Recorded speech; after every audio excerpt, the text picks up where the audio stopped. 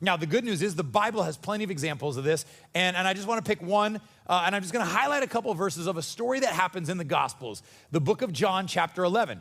Quick backstory, Jesus is out doing his ministry. He's been around long enough that people know who he is. He's developed some friends, and there's a family that he's gotten particularly close to. We know two sisters and a brother. The sisters are Mary and Martha, and their brother is Lazarus, and we know that Jesus is close to them. He loves them. You see them show up often in the Gospels. And so I want to jump into John chapter 11 and show you a story in the Bible, a picture of when Jesus didn't do what he was supposed to do, when things didn't go the way we had planned or hoped.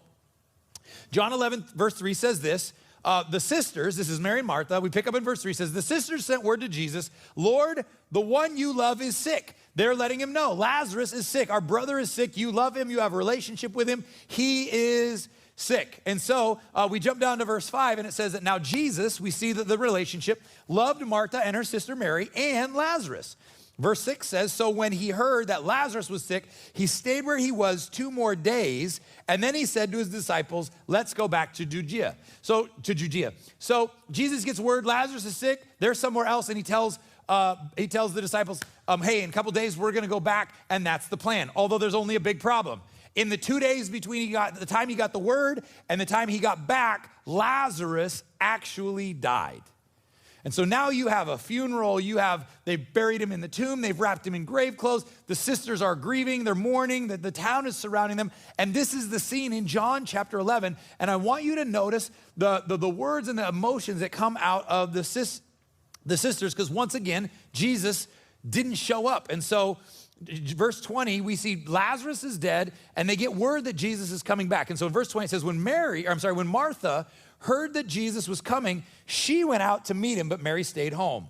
Verse 21, and we all have had this moment in our life. Verse 21 of John 11, Lord, Martha said to Jesus, if you had been here, my brother would still be alive. Now, what's really, really interesting is that this is not an issue of faith.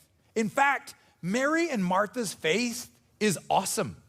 It's solid. It's put in the right things. They believe Jesus is the healer. He can raise people from the dead. He can heal the sick. He's the one that they're putting their trust and their hope in. He's the one they called out to. This is not an issue of faith or misplaced trust or faith. Their faith is in Jesus, but their problem is Jesus didn't do what they had hoped or what they wanted or what they expected and how they wanted and when they wanted. What does Martha say? If you had been here, Lazarus would still be alive. In other words, if you had done what I think you should have done, when I think you should have done it, how I think you should have done it, I wouldn't be in this situation. And how often is that the case in our life, in our marriage, even in our relationship with God? God, if you would have done what I thought you should have done, what I hoped you did, what you did before, the way I thought you were going to do it, when I thought you were going to do it, I wouldn't be in this situation. The problem is it's a little too much focus on us and a little too little focus on God. Now, as the story goes, it says in the beginning, Jesus already knew what he was going to do. He was going to glorify God. And what Jesus does is he eventually raises Lazarus from the dead. It's a whole thing. It's amazing. You can go read it, John chapter 11. But what I want to talk about is this moment, this John 11:21 moment of where were you? How come this happened? And what we see is unmet, broken expectations. And what did it lead to? Loss and grieving and hurting and mourning and frustration. And so, again, they knew Jesus could do it. Their faith was in him, but he didn't do what they wanted when they wanted. And I'm telling you, I believe that this is the source of much of the angst and the frustration we experience in not just in our relationship with God, but in every relationship in our life. In fact, this is what I call $1 million marriage advice. This is one of my go-to marriage counseling, pre-marriage counseling. This works in business. This works with your kids. This works in church, in your small group, on your serve team.